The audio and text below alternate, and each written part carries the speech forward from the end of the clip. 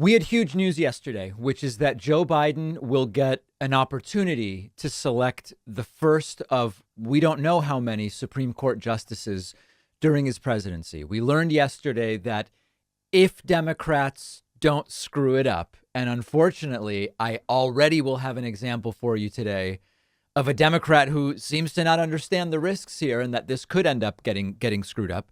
83-year-old Supreme Court Justice Stephen Breyer plans to retire. And as a result, Joe Biden will get to replace a liberal justice with a liberal justice. And that is an important factor here in that this will not change the balance of the court, but it will ensure that Breyer's seat will stay with the left, the liberals, whatever term you want to apply, for some period of time that will be dependent on the age of the person selected to replace Breyer. So NBC News reporting Justice Stephen Breyer to retire from the court, paving the way for a Biden appointment. The liberal justice's decision to step down after more than 27 years on the court allows Biden to appoint a successor who could serve for decades. Biden and Breyer are scheduled to appear together at the White House today as the Supreme Court will announce his retirement. That may have happened by the time you listen to today's show. Breyer is one of the three remaining liberal justices. His decision to retire after more than 27 years on the court allows Biden to appoint a successor who could serve for decades in the short term, maintaining the current 6-3 split between conservative and liberal justices. This is a really important aspect of this, which we're going to talk about. We're replacing a liberal with a liberal. It doesn't shift the court. Trump's big thing was putting in Amy Coney Barrett to replace Ruth Bader Ginsburg, replacing a liberal with a pretty serious conservative. Now, Joe Biden previously said he would appoint a black woman to the Supreme Court, who would be the first black woman ever on the Supreme Court. It does appear as though that is still the plan. There has been a short list of potential nominees released, and one of the primary names that really, I mean, listen, we don't yet know, but the person being mentioned as the front runner is Judge Ketanji Brown Jackson, who was appointed last year to the U.S. Court of Appeals in Washington, D.C. And so you can take a look at that short list that is out there.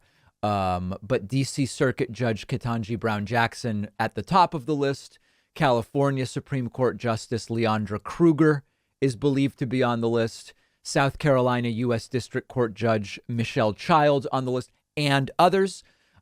White House Press Secretary Jen Psaki yesterday asked about Joe Biden's commitment to putting a black woman on the court, and she had the following to say. Go ahead. Thanks, Jen. Two subjects.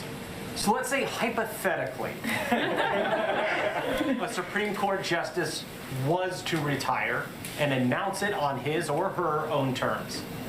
Does President Biden plan to honor his pledge to nominate a black woman to the court?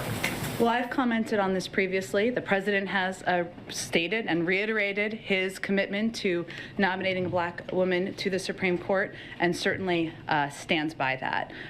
For today, again, I'm just not going to be able to say anything about any specifics until, of course, Justice Breyer makes any announcement, should he decide to make an announcement. Okay, so immediately there is argument, disagreement, controversy over this.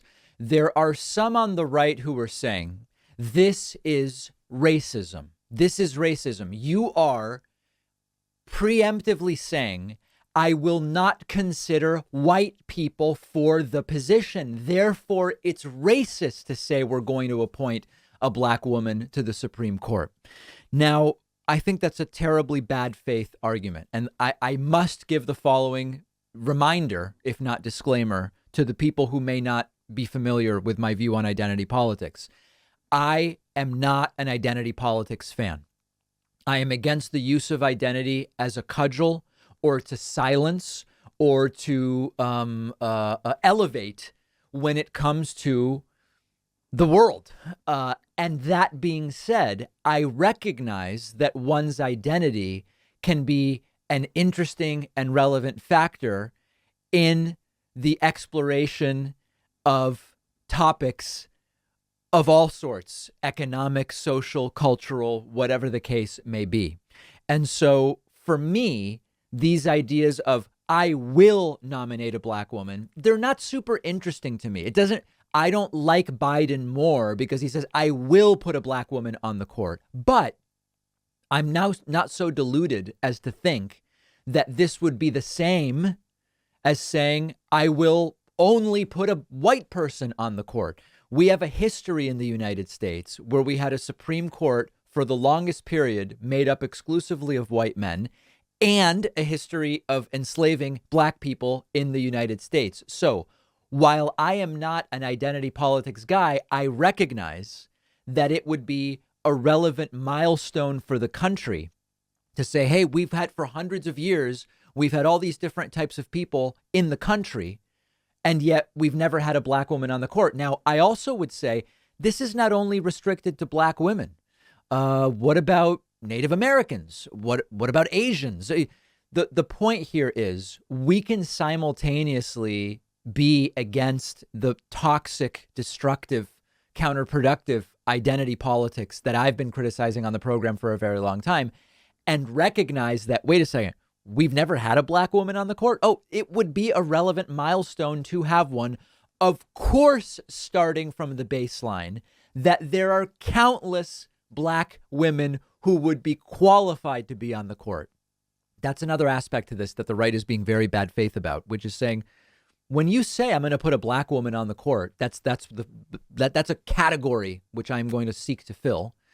You are no longer putting qualified people there.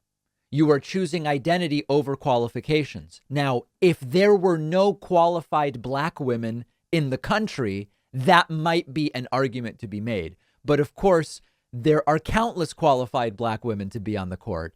And so the idea that we are sacrificing qualifications for identity, it also is not the case. So I hope that it's coming through that we can be reasonable about this without falling into these very bad faith arguments that the right is seeking to make. I think the bigger concern is if and how Republicans are going to come up with a way to block this, right? I mean, I don't know, guys. We're only 9 months from a midterm. Maybe it's too soon to be confirmed. Shouldn't the people have a say? Or maybe Omicron or cancel culture? There must be some reason if Breyer announces the retirement today, when the retirement is announced on a Thursday during winter in the Northern Hemisphere, Marjorie Taylor Greene gets to pick instead of Biden.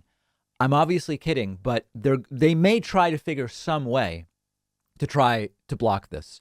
Now, one other aspect of this is that on the identity piece, other presidents have done the same thing. Just to be thorough on that, remember when Donald Trump said this and none of the Republicans went crazy? I will be putting forth a nominee next week. It will be a woman. Wow. And the crowd cheered for that. It was okay when Trump said it's going to be a woman. Or remember this? This was Ronald Reagan. This is Tom Brokaw. Who remembers this one? Ronald Reagan today promised to appoint a woman to the Supreme Court if he's elected president. Whoa, isn't that identity politics? They're total hypocrites. They didn't care when Trump did it. Okay, fine. We know that. Next thing, I can imagine in all seriousness not wanting a seat at the current Supreme Court table. Let me explain what I mean. We have a hyper-partisan court right now. We have a court that at 6-3 is making rulings obviously based on partisan politics and not simple, sober interpretations of the law. The court is a 6-3 majority right now for the conservatives, and it will remain a 6-3 majority once Breyer is replaced with whoever Joe Biden nominates. I'm not sure I would even want to be part of a court where my opinion would almost literally never matter. If you had a 5-4 conservative court with Justice Roberts, who has sided with liberals in the past, it leaves the possibility that when you put in a black woman to be part of some votes that will have an impact and make a difference. There is no chance of that for as long as this is a 6-3 court. Now, I'm not literally saying whoever is nominated should turn it down, but I could understand why a nominee might think, it might be better for my legacy not to be nominated right now. Just a thought that I'm having. And of course, if the person is young enough, they could be appointed, they could be confirmed now in this kind of futile 6-3 situation, and down the line, circumstances change and they end up being part of some impactful decisions. Last thing, Republicans are also now pulling this. Is Joe Biden going to get rid of the problematic Kamala Harris by putting her on the court? Here's Peter Alexander asking about that. Mayor Ginsburg, none of that you can share? I'm not going to detail internal planning from here, no. Okay, then let me ask you a couple other questions. Is there any scenario in which the president would select his Vice President Kamala Harris for the Supreme Court? Again, I'm not going to speak to any considerations, preparations, lists, and as we've stated earlier, and you heard the president say, there's a long history of Supreme Court justices determining when they may retire. And then because Jen Psaki didn't rule it out, then Peter Doocy followed up about the same thing, and then it becomes a story that it's like a runaway train. Talked about is in an initial package. Okay, thank you. Go ahead. Thank you. When you were asked about the vice president possibly being selected as a Supreme Court nominee, you said you're not going to speak to any considerations. Does that mean she is being considered? Again, Peter, I'm not going to speak to the reports of a Supreme Court justice retirement that hasn't been announced. And then Fox News was talking about this, and it took on a life of its own. Absolute last thing on this. Democrats might still screw it up. And there is a tweet that exemplifies this from Jennifer Haberkorn, quoting Senator Dianne Feinstein. Apparently, Senator Dianne Feinstein doesn't see a rush to confirm a Breyer replacement, saying, with 6 months until Justice Breyer departs the court, the Senate Judiciary Committee will have ample time to hold hearings on President Biden's nominee. I really hope that they don't take all of that time, because that's exactly how you get into a situation that allows Republicans to say, now it's rushed. Now it's right before an election. We can't do this. Don't do it, Democrats. Please don't screw it up.